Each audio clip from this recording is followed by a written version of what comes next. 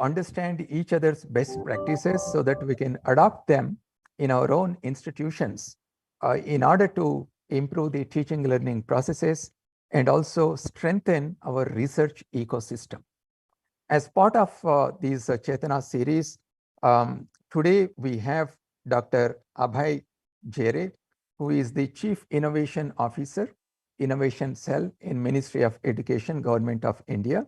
He has been spearheading the movement for building innovation and entrepreneurship among the educational institutions in our country. Today's topic is building innovation and entrepreneurial ecosystem in educational institutions. On behalf of UGC, let me extend a very warm welcome to all those colleagues who have joined us in this Zoom platform. There are also several others, hundreds of our colleagues from across the country in the university system and the college system who are watching this program on our social media platforms. One of the things that we have done is that all these lectures will be available in our social media platforms. Even if you have missed attending this program, you can still watch these programs later on our social media platforms. With those initial comments, I would like to invite Dr. Abhay Jere to make a brief presentation on innovation and entrepreneurship ecosystem in the higher educational institutions. And after his presentation is over, we will have time for discussion, and feel free to put questions to Dr. Abhay Jere so that we will learn more about how we can strengthen the research ecosystem and the entrepreneurial ecosystem in our educational institutions. So with those comments, I pass on the mic to Dr. Abhay Jere.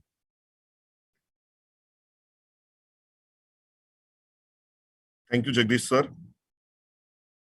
First, I would really like to thank UGC and especially Chairman UGC, Professor Jagdish sir, for inviting me, giving me this opportunity to interact with professors across the university. Sir, under your dynamic leadership, the way UGC is now progressing is something very phenomenal. And the way you are pushing innovation and entrepreneurship within our university system, sir, is highly commendable. And if we can contribute in some or the other way, I will really feel blessed. So, sir, let's work together more on actually encouraging our professors, our teachers, our leaders within our educational institute to take the path of innovation and entrepreneurship. So usually what happens is when we talk to professors, they are more focused on research, academics, means in a sense, they are keen on pursuing Saraswati, sir. But many times they don't realize that the training which they have got is the best training available in the world for pursuing entrepreneurship. Means when we are doing our PhDs, when we are doing our research projects, what usually happens? We identify a problem which really has an important potential that is relevant in the research. It also relevant in entrepreneurship, where we identify a niche where the product is not available. Then we have built some hypothesis in when we are doing our research. Here also, we conceptualize a product which could fill that niche or which could address that niche. Then we start building on that hypothesis. We start doing experiments. When we do experiments, we fail a lot.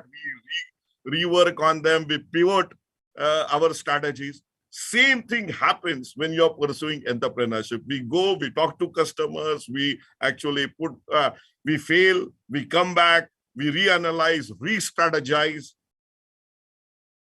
and actually rework on.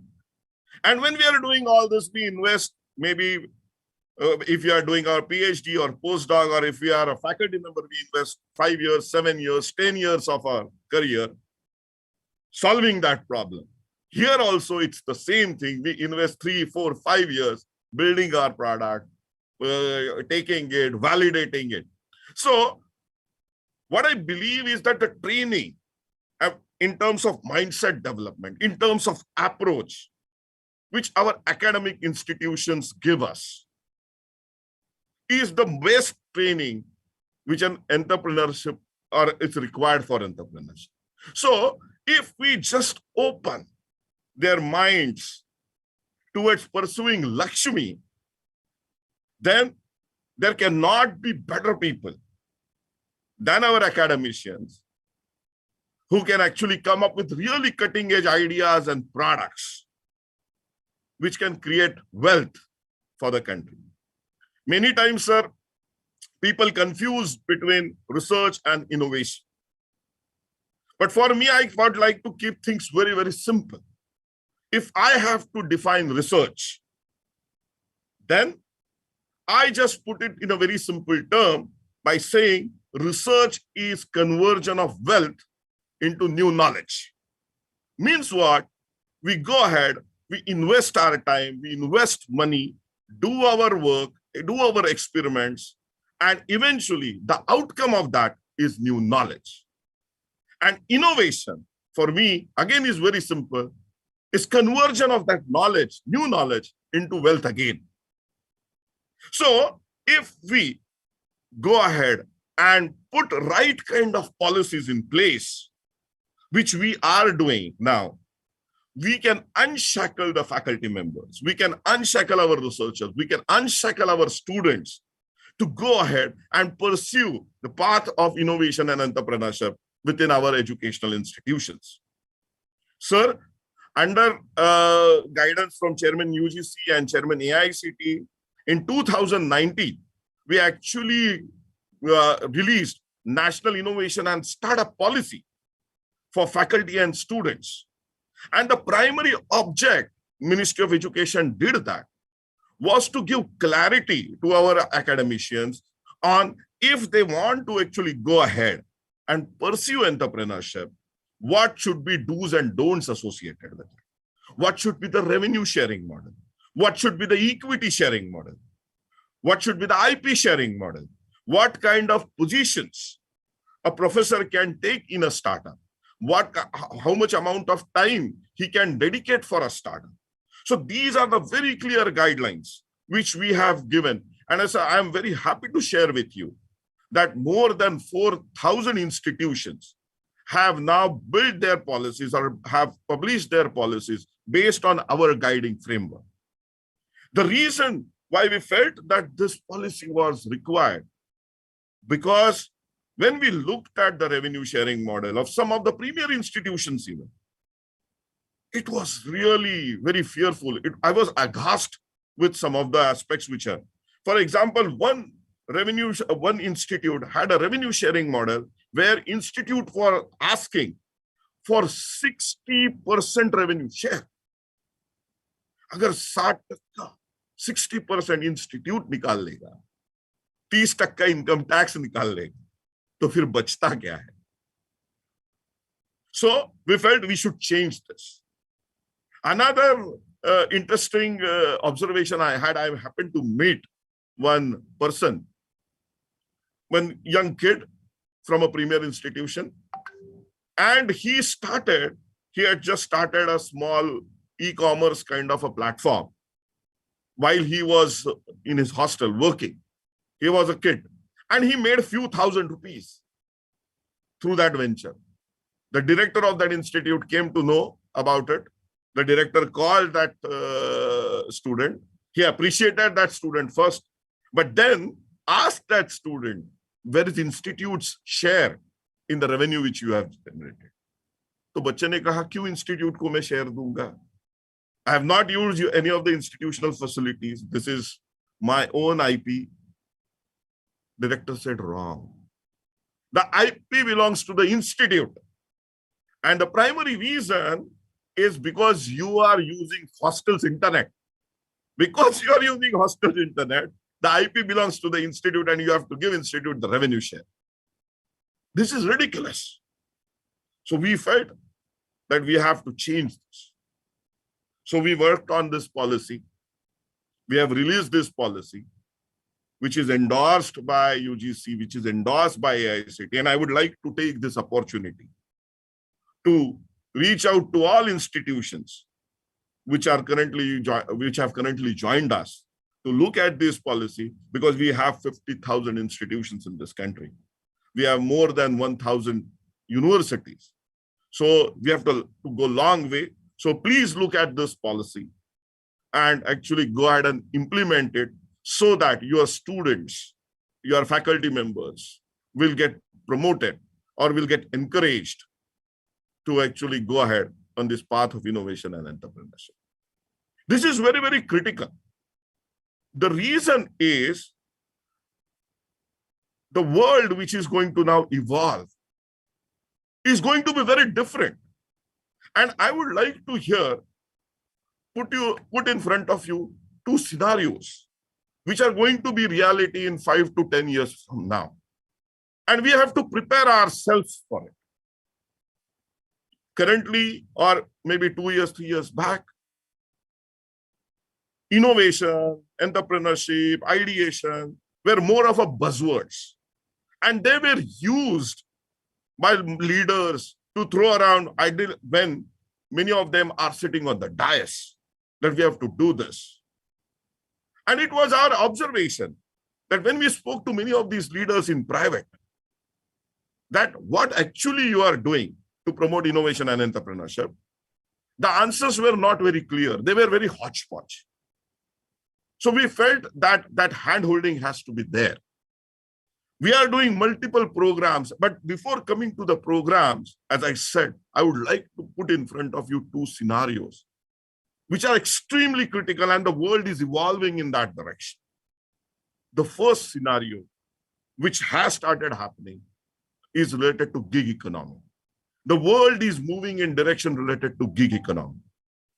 I don't know how many of you are aware about gig economy, but gig economy is very simple. Hire people for particular tasks, particular projects. Like the best example to give is film industry. If somebody wants to make a film, the producer actually comes together, gets director, produce actors, lyricists, cameraman, technicians. They do a film, they work on a film, and they move forward. They get dispersed. They work on some other projects.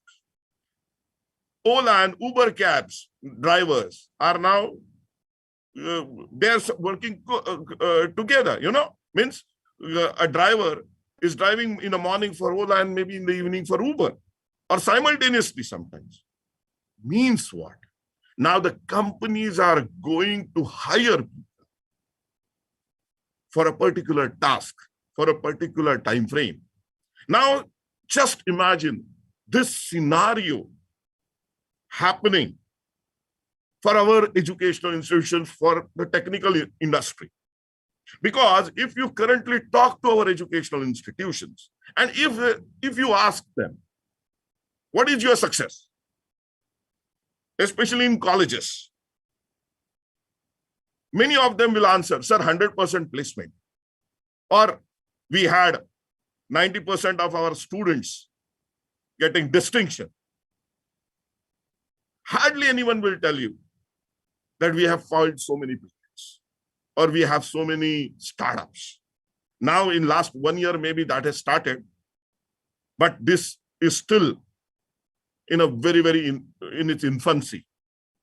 So now if this gig economy becomes a reality, then there is no option for our youngsters to go ahead and sell themselves on daily basis, because they will get hired for only 3 months, 5 months.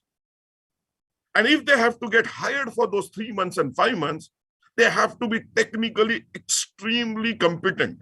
They have to be ahead of the curve. They have to be out-of-box thinkers. They have to be creative. They have to continuously innovate. Because if they will not innovate, they will not be ahead of the curve and they will not able to sell themselves. I will request all of you to read one very important book.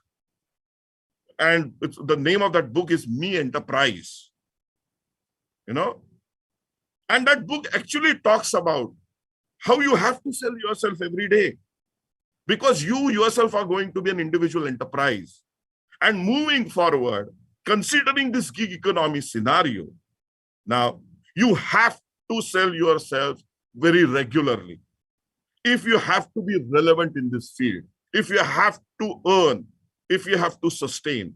So now innovation is going to be a tool, or this mindset is going to be a tool for sustenance. If you have to sustain, you have to innovate, and everyone has to be creative. Please understand, it's not a great scenario, but we are moving in that direction, and we have to prepare ourselves, our organizations, and our youngsters to tackle this scenario. The second scenario, again, it's a reality, is that now, especially for the generation which has born after this millennial, or this millennial generation which we talk about, who are born after 2000, they are going to live for 90 years, 95 years, and even some 100 years. Because of development in our social security, because of development in medical systems, because of development in technology, in medicine, they are going to live for 100 years. And if you really look at our current education system, our student is graduating at age of 22. And if we are going to live for next 100 years, then because we don't have pensions, we don't have that real social security which is there, we have to work till age of 70, 75, maybe 80 also, so that we will able to sustain ourselves for last 15 years, 20 years. We cannot sustain ourselves if we don't earn for 30 years or 40 years. So our professional lifespan is going to get increased for up to 50 years, 55 years. Now imagine a graduate or a student getting graduation at age of 22. We cannot predict what is going to be relevant, what technologies are going to emerge for next 50 years. So we need to have a graduate with a mindset which will be continuously evolving. The mindset where he will actually go ahead, learn new things again and again. He will go ahead, innovate again and again, so that he remains relevant for next 50 years. Now combine these two scenarios, where there is a gig economy model which is prevalent, and you have to next work for 50 years. You have to remain relevant for 50 years. The situation or the scenario which I am trying to paint here is not very great. But the only solution, if we have to conquer it or if we have to break through it, is through innovation and entrepreneurship. We have to continuously think creatively. We have to continuously think out of box so that we remain ahead of the curve. We have to go back to schools again. We have to train and retrain ourselves. So from that perspective, our mindset needs to be very, very open. And what we can say, it has to accept, or it needs to be acceptable towards the new changes which are going to happen. And from that perspective also, all these things become extremely relevant. So when we are talking about building this innovation and entrepreneurial ecosystem within our educational institutions, we are not talking about just doing startups. We are talking about creating that mindset which will push youngsters not to chase grades and marks, but they will start chasing ideas. They will be continuously on the path of looking for new ideas, thinking about them, and exploring how they can convert those ideas into something very real, create their own intellectual property. Because intellectual property creation is also where we are lacking heavily. Prime Minister Sri Narendra Modi ji, during his 15th August speech, spoke about Panch Pran. And the first pran which he spoke about was ensuring that India emerges as a developed nation by 2047. If India has to emerge as a developed nation as by 2047, then we need to generate ideas which are relevant, not only for the country, but for the entire globe. We have to build products and technologies which will have global impact. But if you really look at current IP scenario or intellectual property scenario, it's again not very heartening. China, on an annual basis, is currently filing 16 lakh patents. US is already half of China, 6.5 lakh, 7 lakh. And if you really look at Indian data, it is just 55,000 to 60,000. And before last year, out of these 60,000, 60% IP or patents, not all IPs, but I'm talking about patents here, were filed by non-resident. So out of these 60,000, 60% were from outside. China is 16 lakh. We are 60,000. Long way to go. We can safely say that 85% of our educational institutes have never filed a patent ever. Because the number of patents which are coming from our educational institutes is about 3,000, 4,000, 4,000, 4,500. As I said, we have 50,000 plus higher educational institutions. And majority of these are coming from our premier institutions like IITs, IISc, NITs. And some now private organizations have also started giving emphasis.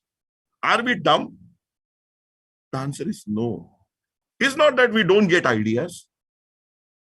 ऐसा नहीं है ना, ideas सिर्फ Chinese लोगों को आते हैं या Israeli लोगों को आते हैं US में. We also get ideas. But then what is lacking? The lacking is that we don't have that ecosystem to take these ideas logically forward and owe them.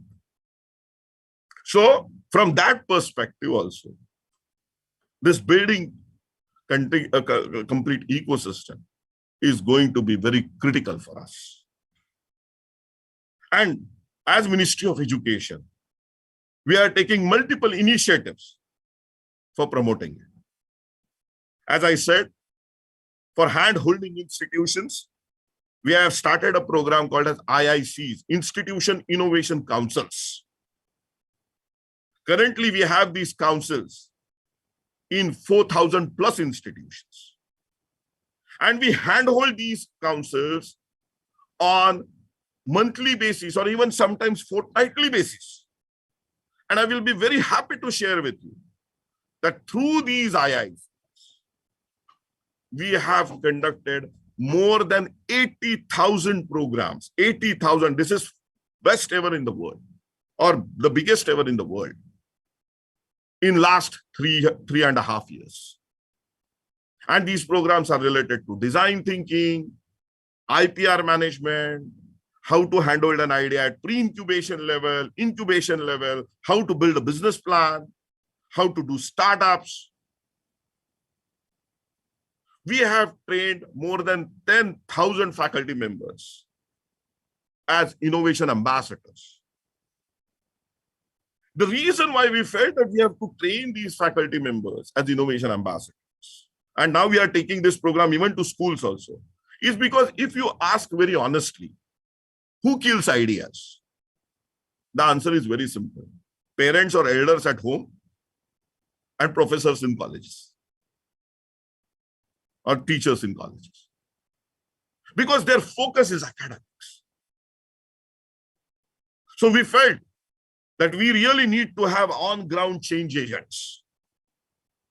And that is the reason we went ahead, identified these 10,000 young faculty members, and we have trained them. We have done the first basic training. Now we are going for the second phase of training also. We have given them badges calling innovation ambassadors of our educational institutions or Ministry of Education, so that anyone having good ideas can actually go to them, approach them. They may not be experts, but they know that ideas needs to be supported. They know how to take it forward, means by connecting with the right kind of people, what kind of mentors we may require, and so on and so forth. So if you really look at that innovation ambassador training program, which has 5 different modules, and one important module is on design thinking. The reason we have to train our faculty members on design thinking is because we need to teach them how to think. How to think. There is a methodology of thinking. You know? So that is very, very critical. And we felt that we have to train them. So we had a very elaborate module on design thinking. How to identify a problem. How to visualize a solution. Because recently, I don't know how many of you will be aware, AICT actually did a study where they compared, and Stanford did it for us, where we compared engineers from India with engineers from Russia and China for their problem-solving ability. And that study clearly showed that the problem-solving ability of our engineers was not in par with Russian or Chinese engineers. And it had engineers from across all the sections of society, colleges, some from tier 1 IITs and even tier 4 organizations. The problem-solving ability was lacking. The study also showed that during the engineering course, the problem-solving ability improves substantially. But at the end of the course, it's still not in par because the input, the 12th standard student, which gets into the engineering college, the problem-solving ability at that level is far, far, far below par as compared to international standards. Means what? We are great at swallow and vomit. So if you ask a definition, I can parrot it. But if you ask me to use that concept and solve a problem, we start fumbling. This swallow and vomit education system, which we have built over a period of time, now through the new education policy, we are changing it certainly. You will see some real good radical changes, tectonic shifts happening in next couple of years. But we cannot wait because the scenarios which I told you, they are going to be reality in 5 years, 7 years. So we have to immediately start working. So we are taking these interventions even to schools now. And I'm very happy to share with you that CBSE, for the first time, has introduced design thinking as a subject from 6th standard. I'm working with them. We have released the textbooks also for 6th standard. And now we are training faculty members across the country. And we hope that at least 500 schools this year go ahead and adopt that subject as an elective. We have started innovation ambassador training programs even for schools. Because in schools, when the students are young, they have that curiosity. They start asking questions. And they should not be told to shut up by our teachers. We are actually doing workshops for even sensitizing parents towards this. So these kind of interventions have also started now happening. But what I want to say here is that if we don't have all the jigsaw puzzles or all the components within our college and within our schools, we will not able to actually build a thriving and a sustainable innovation ecosystem. We need to work on our projects in a way that those projects could be taken logically forward. For example, when I was doing my PhD, my guide never gave me that vision that whether we can work for converting that product or converting the work into some product which could actually can be churned out as an enterprise. I never had that. But as I said earlier, the training is the most suited. And if we have these projects, maybe PhD projects, maybe MTech projects, maybe even projects which we do as a part of our internships, trainings in third year, final year of our courses, if we can think of these projects from that bigger perspective, then even after our graduation, we can work on them and explore how we can convert these projects into an enterprise. I don't know how many of you will be aware, but at any given time point in this country, we have 80 lakh students just doing technology. 80 lakh students, which are working in a technology space. Now, every student is expected to do 4 years, 6 month project in his 4 years of academic or 3 years of his academic course. So if you do just back of the envelope calculation, just back of the rough envelope calculation, you will have about 20 lakh students, 15 to 20 lakh students in third year and final year.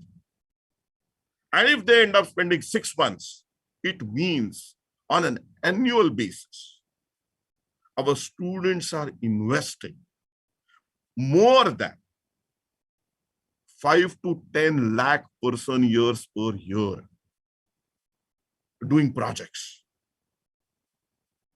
5 to 10 lakh person years per year. It's a time required for human evolution. But what happens? The entire energy goes down the drain. Because we are great, we are experts at Control C and Control V, Professor Google. Or even sometimes we go out and buy our own projects. Undoubtedly, we have 10, 15, 20% students who are very keen on doing some genuine work. But many times, they don't know which problem to solve. They end up doing theoretical work. And because of all this, our employability goes down. Even for technical students, our employability is as low as 50%, 55%. And if we look at the entire higher educational sector scenario, our employability is between 3 to 5%. And the reason, if you ask why this problem is there, the problem is lack of problem-solving ability of our youngsters. Our lack of ability of our youngsters to come up with concrete solutions, concrete concepts, because we are not trained to do that. So this needs to change. Our approach needs to change. Because if we don't do that, as I said earlier, we will not able to sustain again. Because the way education sector is going to evolve moving forward is also going to be very, very different. Compare our sector with the banking sector. 20 years back, what was banking sector and what is the banking sector today? And at that time, Bill Gates had said that you will require banking, but you may not require banks, which are in current format. Same thing is going to happen. with our educational institutions. Now with this MOOC and Coursera's and Swayams coming forward in big way, do you think really that your college, your institution, you as teachers are going to be relevant? Just talk to 20 students around you. I actually recently did a small, litmus test kind of a study where I asked our students, youngsters, why you come to colleges? And you will be very surprised to know. You will be very, very surprised to know that academics was not in their priority list, or it was fourth or fifth thing on their priority list. Usually, we as professors think students come to colleges or universities for academics, but the students think they don't. They come for camaraderie. They come for that culture. They want to sit in canteens. They want to chat. These are the considerations which students have. Because for academics, they say we have a much better resource out there. We can learn from much better people because videos are there. YouTube is full with videos. Coursera is given a lot of courses for free. On Swayam, we have more than 1 crore registrations. So then what is going to be your role? As professors, if you have to remain relevant, you have to actually give that personal touch to the student. And when we are talking about personal touch to the student, we are talking about personalized education. Means if someone has a great idea, if someone has a great thought process, you as professors, how you can help them or she or her in taking those things forward, nurture them, guide them, handhold them, console them. That is going to be the role. So I would actually request Professor Jagdish sir here that start having, or let's have a discussion on educational institutes of 2047. And I can tell you, sir, they will be very, very different than what currently they are. And the reason why they will survive or they will thrive, again, that will be completely different than what it is.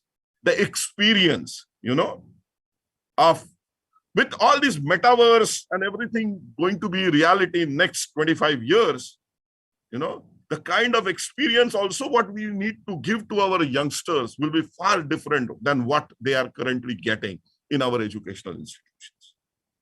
So from all this perspective, changing scenario, the world is evolving, the way educational institutions are evolving, I believe that moving forward, innovation is the only key. Creativity, out-of-box thinking is the only way forward. And eventually, the outcome of all this is going to be entrepreneurship, where people will pursue their businesses, will pursue their products, will actually work and create wealth for this country. So this is what I believe. So thanks for giving me this opportunity for sharing my talks. I believe that if we have to really emerge as Jagat Guru, what we all are dreaming for, then we really need to change our mindsets completely and be open for the upcoming challenges. And together we have to work. Ministry of Education is doing multiple programs like Kapila for promoting IP filing, like Yukti for actually assimilating various technologies which could be presented. I can go into different programs, but what I want to do here is to put in front of you a bigger picture rather than actually sharing with you the programs which we are doing, because you can always find that information from our websites. we also do very program specific talks also, where we talk about why we are doing it, what needs to be done. But I would like here to you to understand the scenario, the way world is evolving. And from that perspective, I'm extremely thankful to UGC for giving me this opportunity, for inviting me to this platform and giving me opportunities to share my views. Thank you, Jagdish sir. Really appreciate. And I really wish Right. great luck to UGC moving forward. Thank you, Abhayji, for your very, very informative talk. You have identified the opportunities, the challenges, and the huge potential that we have in our educational institutions. Abhayji, when we talk about innovation and entrepreneurship, often we think about science and technology. But it is also important to underline that innovation and entrepreneurship is not just limited to science and technology. Very well said. Very well said. Social sciences and humanities Arts are also and part humanities. of it. Yes. Arts and humanities are also part of it. For example, if a COVID model is developed to predict how COVID is spreading, usually it is the molecular biologists and mathematicians who develop the model. Right. But we have seen that often these models do not really give the correct predictions, because how a particular human cluster will respond to vaccination, for example, or how a particular locality in a region will respond to the government prescribed protocols, COVID-19 protocols, and so on. Such things can only be studied by the social scientists. So it is always important that when we— and anthropologists, Yes. And when we talk about innovation and entrepreneurship, we should take the scientists from the social sciences, humanities, and arts also together. Yes, sir. You are right, sir. You have hit the nail, sir.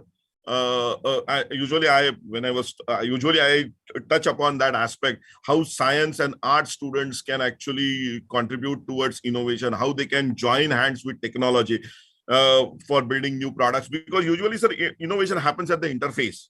Right. So innovation happens at the interface. That is the correct statement. In fact, today we are talking about language translation and interpretation. It cannot be done just by only the computer scientists. It is the language experts. It is the computational linguistics experts who need to join hands. So it is a collective work today. Somebody said that the world has problems, but the universities have departments.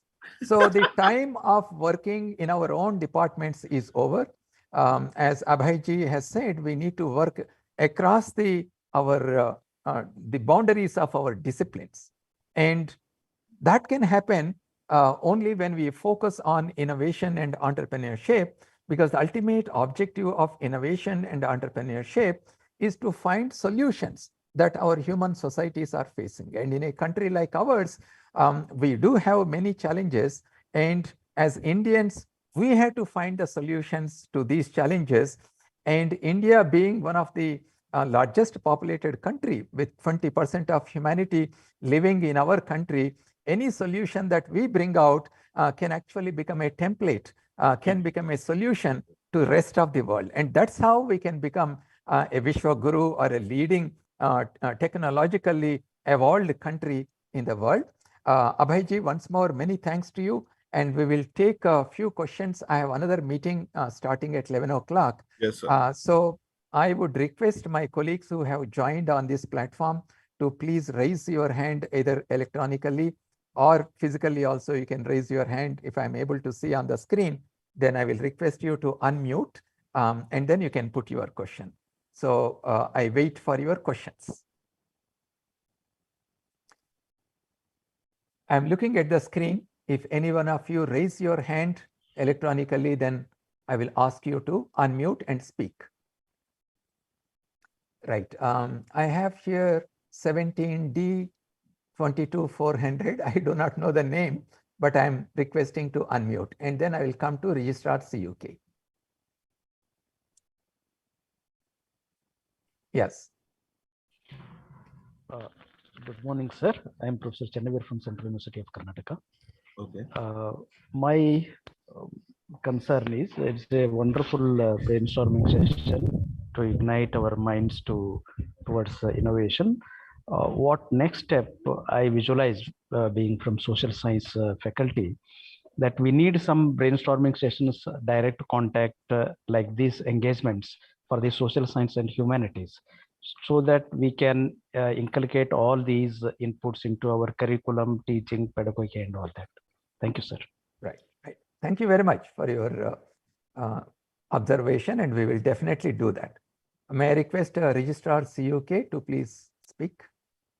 Thank you, sir. Thank you very much. It was a wonderful kind of brainstorming, and in fact, it has hit our mind that we have to change our mindset if we really want to just contribute on that end. In fact, I may tell you, I was in fact concerned about the very poor response from our colleagues from our sister universities to this kind of lecture. I thought there will be hundreds of people who will be joining, because we are in the set of implementing the new education policy, but very few and have joined. So this mindset change, how, sir, what is in your perception, you feel like that, what are the ways how we will be able to change the mindset? Mindset changing is very important, because we can get it from the current perspective also, that once we think about innovations and entrepreneurship, we think that it is not a part of the academic, as if it is not a part of the academic, and we just shy away from it. What are we supposed to do as the institutions of higher learning? Because I understand that we have to have the holistic development of our students. What we are supposed to do on this count? Will the workshops help? Actual workshops on the ground? No, because seminars are not taken care. Seminars are taken lightly as of now. So if you have to look at mindset change, that can only happen if we promote right kind of role models and right kind of success stories. So what we really need to do, and day before yesterday, when we were actually interacting with Prime Minister for Smart India Hackathon, he also said the same thing. Was that we really need to go ahead, identify some of the faculty members from this domain who have successfully passed this bridge, or has successfully done good innovations, have actually collaborated with the right kind of people to build their products, and taken innovation and entrepreneurship route forward. And we have been asked to do that. We will be actually doing it. We will be creating small documentaries on these success stories. So what we will do, that we will have to actually circulate these success stories, and through these success stories we need to encourage. बहुत बार क्या होता है, सिर्फ भाषण देने से कि ना ये ऐसा करो वैसा करो, it sometimes can help, कि मुझे ऐसा सोचना चाहिए, I need to think in that direction. But if we put in front of them right kind of success stories, then it is easy for them कि ये कर सकता है तो मैं भी कर सकता हूँ, that kind of a thing. If he can do it, then I can also do it. Okay, that is one part. Second part is that our APIs, our promotion systems, they also need to be tweaked accordingly. Because if I am doing innovation and entrepreneurship, if I am taking that path, but my APIs, annual performance indicators, or my promotions or my appraisals don't take care of that, then I'm not very encouraged to get into on that track. So internally also we need to build those systems that, boss, if you will do these kind of things, then you will get additional benefits or some points in your APIs. So we need to actually even change that. For example, if you currently look at our current APIs, if you filing an international patent and having a publication in some random journal are actually weighted in the same way. So there are 26,000 journals which are out there, even UGC Care, which is approved kind of a thing. But if you have to file an international patent, the kind of magashmari which you have to do and the kind of rigor which you have to go through, far, far, far exceeds, but you cannot treat them at par. So if you change those kind of scenarios also, then people will start chasing them. At the end of the day, you have to put right systems in place. Thank you, Abhayji. If you want to create such an ecosystem in any educational institution, the first step, of course, is to encourage the students and faculty to interact across the disciplines. That is why National Education Policy has focused on multidisciplinary holistic education. And also, it is important that we train our faculty in writing successful project proposals, in training our faculty in running the project successfully, because research can only be done if you have good research infrastructure in your university, and that can be created by encouraging your faculty members to write to different funding agencies and get these projects. Very true. So recently, UGC has sent guidelines to many universities to establish R&D cells. And I'm very glad to inform you that so far 44 central universities and 83 deemed universities, 45 state-funded government universities, 29 private state universities, and 95 colleges have established these research and development cells. But this is only the beginning. We have a lot of ground to cover. Many more universities and colleges have to establish this R&D cell. And this R&D cell has to work efficiently to promote better research in the university system. So therefore, tomorrow, again, as part of Chetana series at 10 a.m., we have invited 10 universities who have established R&D cell and running these R&D cells successfully to learn from their experiences on how to establish these R&D cell and how to run these R&D cells efficiently. We have invited them, and I request on behalf of UGC, all those who are watching this program through our social media platforms and all those who have joined today in this Zoom platform, so please join tomorrow at 10 a.m.